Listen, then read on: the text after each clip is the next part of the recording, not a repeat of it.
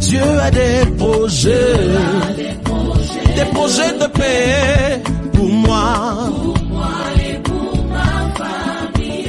Peu importe le plan des hommes, mon Dieu aura toujours dis-le encore. le dernier. Je sais Dieu a des projets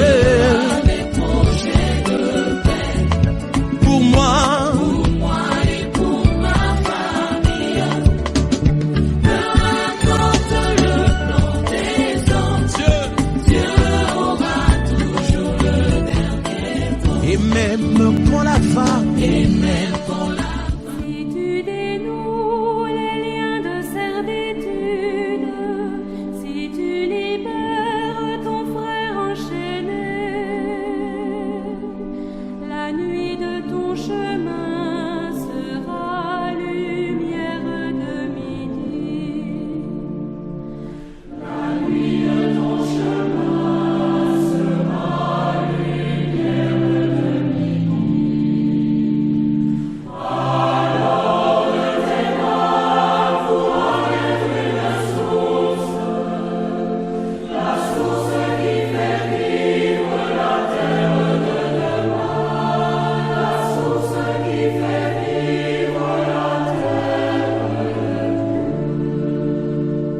Père et Jean, mon frère, Père et Jean, ma sœur, je suis toujours heureux de te retrouver chaque vendredi matin pour la méditation de la parole de notre Dieu. Et ce jour, nous allons méditer Matthieu 5, les versets 23 et 24. Matthieu 5, les versets 23 et 24, que je lis. Si tu viens à l'autel présenter ton offrande à Dieu, et que là, tu te souviennes que ton frère a une raison de t'en vouloir, laisse là ton offrande devant l'autel et va d'abord faire la paix avec ton frère. Puis, reviens et présente ton offrande à Dieu. Parole du Seigneur, notre Dieu. Nous rendons grâce à Dieu. Je relis pour toi encore dans cette autre version qui dit ceci. Si tu présentes ton offrande à l'autel et que là, tu te souviennes que ton frère a quelque chose contre toi, laisse là ton offrande devant l'autel et va d'abord te réconcilier avec ton frère, puis viens présenter ton offrande. Parole du Seigneur, notre Dieu. Nous rendons grâce à Dieu. Ce matin, mon frère, ce matin, ma soeur, dans notre famille, Dieu met l'accent, met le doigt ce matin sur l'importance de la paix au sein de ta famille, au sein de notre famille, au sein de ma famille. L'importance de la paix, l'importance de ce que nous soyons agents de paix dans notre famille. L'époux, le mari, agent de paix, l'épouse, agent de paix également. N'est-il pas écrit dans le même livre de Matthieu 5, le verset 9, « Heureux ceux qui procurent la paix, ils seront appelés fils de Dieu. » Heureux ceux qui procurent la paix, ils seront appelés fils de Dieu. Si donc tu procures la paix dans ton foyer, si donc tu es agent de paix dans ton foyer, eh bien la parole dit, tu seras appelé fils de Dieu. Et ce matin donc, le Seigneur met l'accent sur cette question de paix, de réconciliation. Dieu veut que nous soyons des agents de paix, des agents de réconciliation. Jésus est agent de paix, Jésus est agent de réconciliation et il a prouvé à maintes reprises. Et ce matin donc, Dieu nous fait voir deux choses. Deux choses à savoir, que Dieu aime que l'on vienne dans sa maison, à son autel. Quand tu te lèves le matin, le soir à midi, que tu vas à l'autel du Seigneur, que tu vas dans la maison de Dieu, Dieu est content. Il est heureux. Il veut que nous soyons auprès de lui, devant sa face, à tout moment. La seconde chose, c'est que Dieu agrée, il aime que nous lui présentions nos offrandes, que nous venions à lui avec des offrandes, avec nos offrandes. C'est une très bonne chose. Et Dieu agrée ces deux attitudes. Cependant, dans le cadre de la paix dans la famille, dans ta famille, Dieu préfère faire passer l'intérêt de ses enfants que vous êtes, que nous sommes. Dieu préfère faire passer l'intérêt de la paix, de la réconciliation dans la famille à son détriment. Il se met en retrait. Il veut que nous soyons des agents de paix. Et donc il dit, s'il y a un souci dans ta famille, avec ton conjoint, avec ton époux, va d'abord faire la paix avec ton conjoint ou avec ta conjointe. Et maintenant, tu peux venir à moi pour me donner ma part d'offrande que tu as réservée, que tu as résolue dans ton cœur. Donc je veux les deux choses, mais je te demande d'abord de mettre en priorité la paix, la réconciliation entre toi et ton époux, entre toi et ton épouse. Dieu, notre Dieu, est un Dieu de paix, comme je l'ai dit tout à l'heure. Va d'abord faire la paix et viens ensuite faire ton offrande. Voilà ce que Dieu nous demande. La paix est donc un élément essentiel pour l'harmonie au sein de notre couple. Et Dieu veut que nous soyons des agents de paix.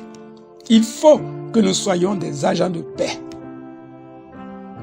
Jésus n'a-t-il pas dit en en Marc 11, le verset 25 à 26, Marc 11, 25 à 26, que lorsque tu fais ta prière et que tu te souviens que tu as quelque chose contre quelqu'un, eh bien pardonne-lui, pardonne à cette personne et continue ta prière. L'important du pardon, l'important de la réconciliation, l'important de la paix dans la famille. Lorsque tu es en train de prier, lorsque tu es en face de Dieu et que tu es en train de t'adresser à Dieu et que là, tu vois que ton épouse ou ton époux a quelque chose à te reprocher ou que toi-même tu as quelque chose à reprocher à ton époux, à ton épouse, Jésus te dit, pardonne-lui. Pardonne-lui. Donc les deux faces de la médaille sont présentées ici. Va d'abord te réconcilier avec celui qui a quelque chose contre toi. Mais de l'autre côté, on dit, pardonne aussi quand tu as quelque chose contre ton époux ou contre ton épouse. Et donc, quand tu es à l'autel avec ton offrande, ça veut dire, lorsque tu viens à Dieu, lorsque tu viens dans la maison du Seigneur, lorsque tu viens à la table du Seigneur, lorsque tu viens communier, lorsque tu viens prier, lorsque tu viens faire une offrande dans la maison du Seigneur, que ce soit ton corps, que ce soit l'église physique, eh bien, tu es content de venir dans cette maison. Tu es content de faire cette offrande. Tu es content de venir à Dieu pour prier. Alors que tu es en conflit avec ton partenaire, avec ta partenaire. Et le Seigneur donc nous interpelle ce matin.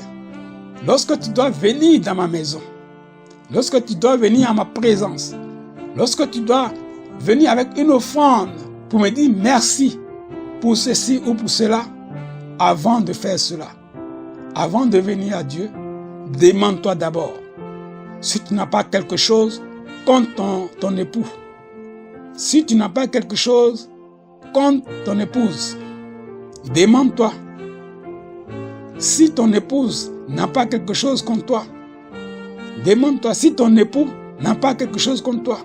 Avant de quitter ta maison, avant de te déplacer pour aller dans ta chambre, interroge-toi. Est-ce que je n'ai pas quelque chose contre mon époux, contre mon épouse? Est-ce que mon épouse n'a rien à me reprocher, n'a pas quelque chose contre moi? Alors, quand tu as fini de faire cet examen de conscience, tu peux alors avancer vers le Seigneur. Mais si tu te rends compte qu'il y a un obstacle du genre de celui que nous sommes en train de parler, elle a quelque chose contre toi ou tu as quelque chose contre elle, eh bien, fais marche arrière. Le Seigneur nous demande de faire marche arrière, d'aller humblement vers notre conjoint, vers notre partenaire, humblement vers lui, demander pardon ou nous réconcilier, faire la démarche de réconciliation pour ensuite revenir à notre Dieu, à notre prière, revenir à Dieu pour faire notre offrande. ici donc, la démarche de paix, de réconciliation, le pardon sont vraiment importants ici. Le pardon, la réconciliation, la paix sont des concepts très importants ici. Et lorsque ton épouse ou ton époux va vers toi, parce qu'elle sait qu'elle doit aller en présence du Seigneur, et qu'elle sait qu'elle t'a offensé, ou que tu lui reproches quelque chose, et qu'elle vient vers toi, ou qu'il vient vers toi, dans une démarche de pardon, de réconciliation, ne fais pas obstacle, pardon, ne fais pas obstacle à l'action de ton épouse, de ton époux. Parce que là, n'oublie pas qu'elle a laissé ou qu'il a laissé son offrande devant l'autel.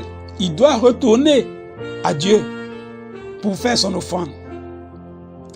Tant que tu ne lui auras pas accordé ton pardon, tant que vous ne vous serez pas réconciliés, eh bien, l'offrande attend toujours là-bas. Et Dieu attend toujours à l'autel que son enfant vienne lui faire son offrande. Et donc, tu mets tout le monde en retard et tout le monde attend. Et donc, tu te mets en porte-à-faux par rapport à l'Éternel, ton Dieu. Et donc, lorsque ta conjointe va faire l'effort de venir à toi pour entamer une démarche de réconciliation, de pardon, accorde-lui promptement ce pardon-là. Afin qu'elle aille ou qu'il aille offrir son offrande à son Dieu. C'est vraiment important. C'est vraiment important. Mais sache aussi que si tu ne lui accordes pas ce pardon, ben ton Seigneur ne te l'accordera pas non plus. Voilà, c'est ce qui est écrit dans la Bible, dans la parole. Mais mon frère, ma soeur, je voudrais que au-delà de l'offrande matérielle, je voudrais que tu vois ici ton âme, ta personne dont parle le Seigneur. Tu viens dans la maison du Seigneur, tu viens en présence du Seigneur dans un état d'impureté.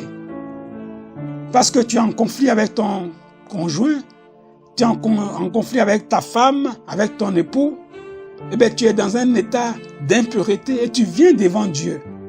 Et alors Dieu te dit ce matin, dans cet état-là, je ne peux pas t'agréer, tu n'es pas une offrande agréable dans cet état-là. Va d'abord te purifier, en te réconciliant avec ton époux ou avec ton épouse. Et en ce moment-là, maintenant que tu es pur, tu peux venir maintenant à moi pour te présenter à moi, pour présenter ton action de grâce, pour présenter ta prière. Frère, voici ce que le Seigneur est en train de dire. Au-delà de l'offrande matérielle, Dieu est en train de dire que ton âme lui coûte plus que toute autre chose. Et tu dois faire attention à ton âme, à l'état de ton âme lorsque tu viens à Dieu. Ton cœur doit être heureux, doit être en paix. Parce que tu es sorti de la maison le matin en paix avec tes enfants, en paix avec ton époux, en paix avec ton épouse. Et là, tu peux te présenter devant l'Éternel. Et donc, fais monter tes prières pour ton époux, pour ton épouse, pour tes enfants, etc., etc. Et Dieu agréera ta prière. C'était ton frère Epiphane Privard de l'ONG Action Chrétienne. Nous serons à vendredi prochain, si notre merveilleux Dieu le veut. Mais d'ici là, n'oublie pas, va d'abord te réconcilier avec ton conjoint, avec ton épouse, ton époux, et reviens maintenant devant l'Éternel pour faire monter tes prières d'action de grâce, pour faire monter ta louange. Que Dieu te bénisse. Amen, amen, amen.